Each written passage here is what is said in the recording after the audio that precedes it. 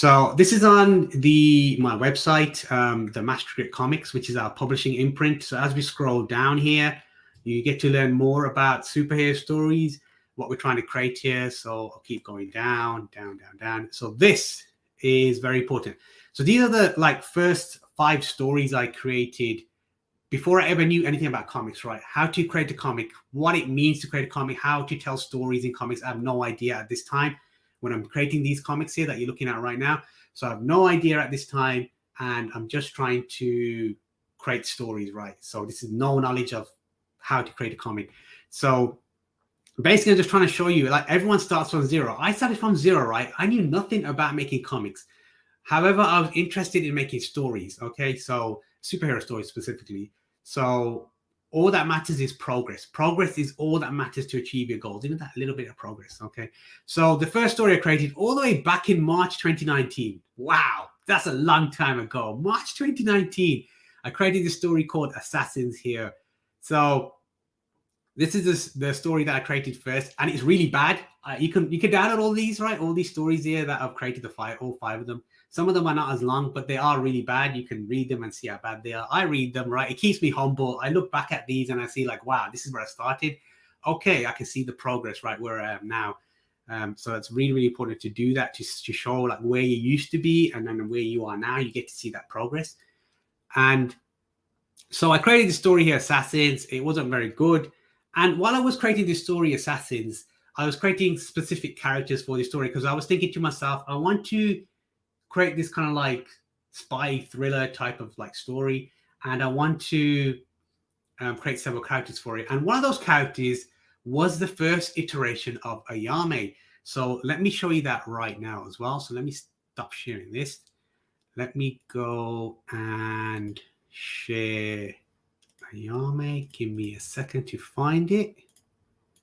So go and share that, and I want to share this one here, and let me go back and show that. There we go. Okay, cool. So this is the first iteration of Ayame all the way back in March 2019. So this coincides with that Assassins story that I created. So this is the first version of Ayame.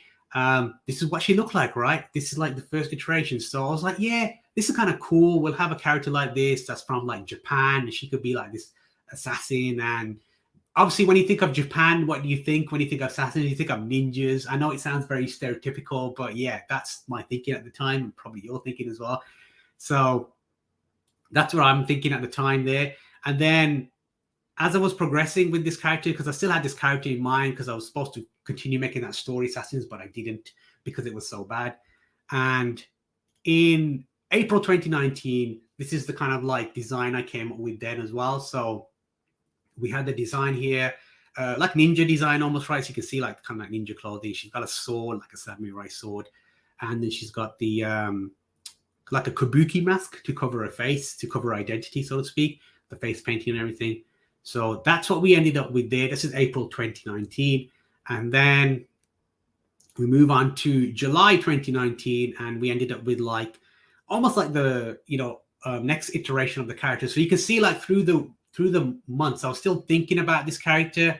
It caught my eye because I was interested in Japanese mythology, just interested in Japan altogether. I'm just interested in Japan as a culture.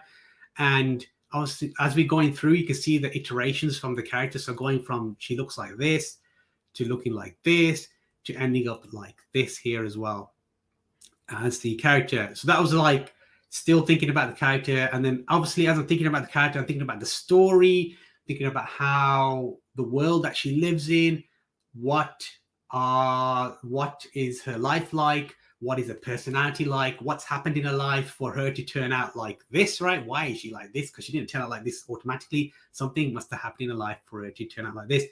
So that's where kind of like the beginnings of Ayame was happening in terms of those times. So you can see the time frame: March, April, May, June, July, right? So this is not like this is something I've been thinking about for a while. Like you get an idea and it's stuck in your head and you're like, this is a story here. I know there is.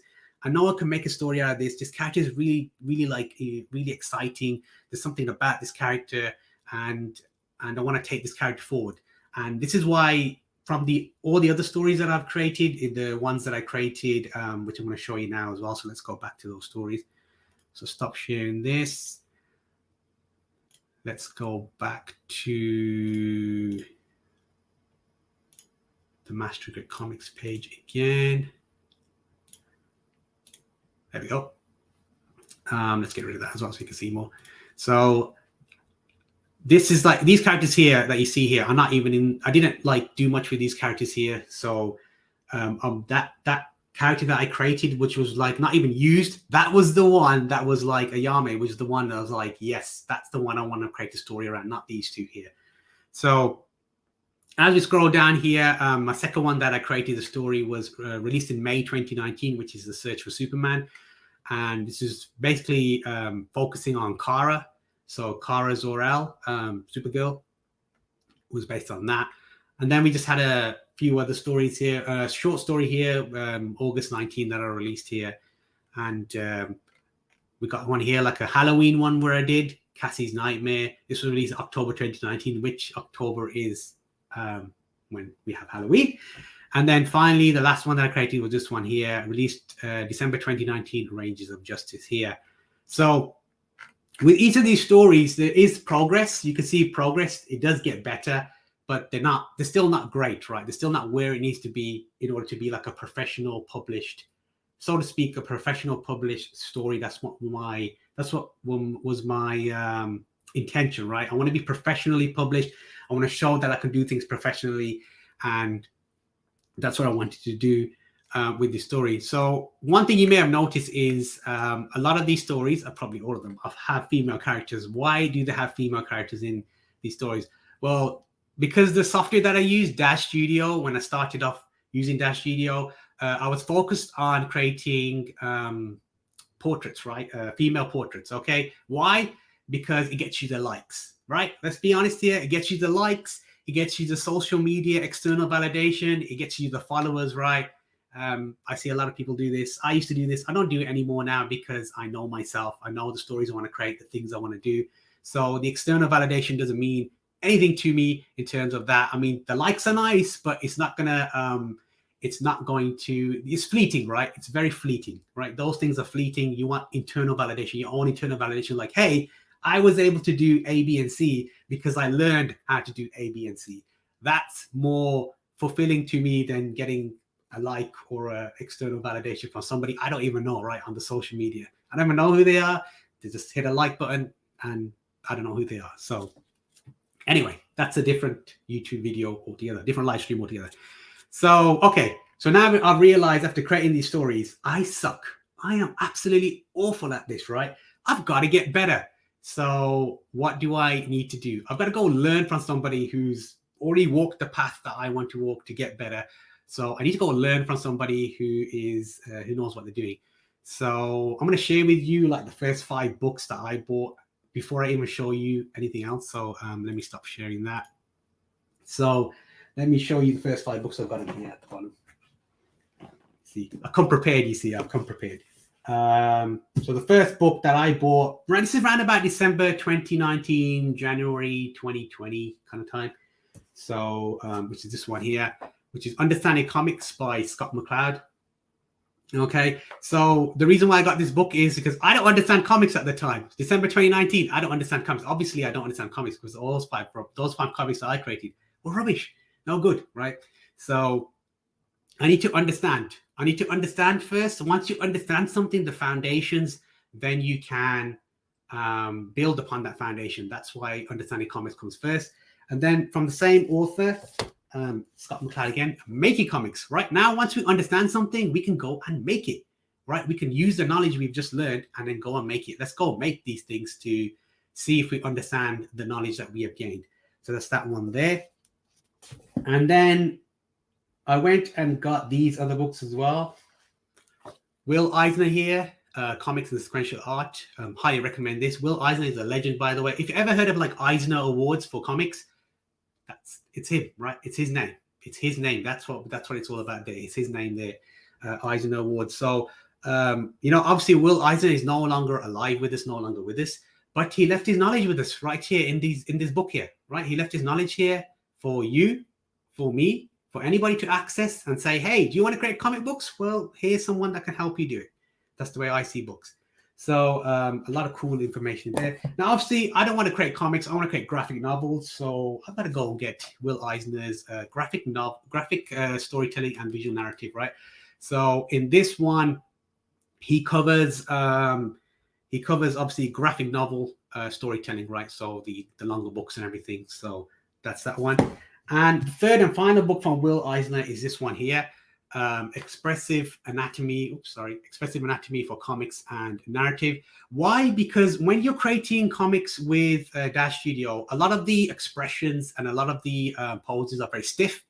And so in order for me to understand how to create more expressive characters, I've got to learn expression, right, in terms of the body posture, the expression on the face. It tells you a lot more about that character, right? The way a character is hunched over like this tells you a lot more about that character, what they're feeling, more than any kind of word balloon could, right? That's why it's a part. So this is very, very important. All this stuff helped me to create Tiger Dragon: The Rebirth, right? Which is why it's an amazing story. So these are the books. So these are the books, and then I'm going to put them back down here.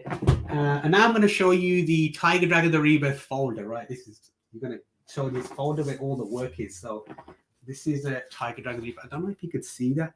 Tiger Dragon: The Rebirth, everything that made it a reality, right? Everything is in this folder, right? So in this folder here is all the drafts, right? So first draft, second draft, third draft, all the ideas, all the panels and everything. I don't know if you can see that properly.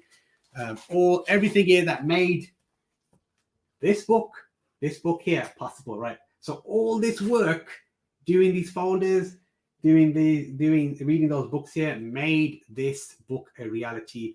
Otherwise, it wouldn't have happened. So that's what I do for all of my stories. I'll go through and I'll do several revisions before I even get anywhere. I will do several revisions of my scripts. I will go through, even when I'm creating the stories that I'm creating now. So the story that I'm working on right now is a shorter story. I think it's about 36 pages long, might be 40. It's called Tiger Dragon Consequences, which continues on from Tiger Dragon: The Rebirth. And even that story, as I'm creating it, I'm going through, looking at the dialogue, looking at the panel layouts, I'm thinking like, there's a better way to do this, a more exciting way to do it. There's always a better way to do something. When you look around it with fresh eyes, you're like, yes, there's always a better way. And I'll change panels, right? I'm not afraid to change panels. I'm not afraid to change anything in order to make that story better. So the same thing is with book 2. Book 2, I'm working on book 2 as well. So book 2 of Tiger Dragon: The Rebirth, which chapter 1 is already done of book 2, actually. So I shouldn't have actually told you that, but a sneak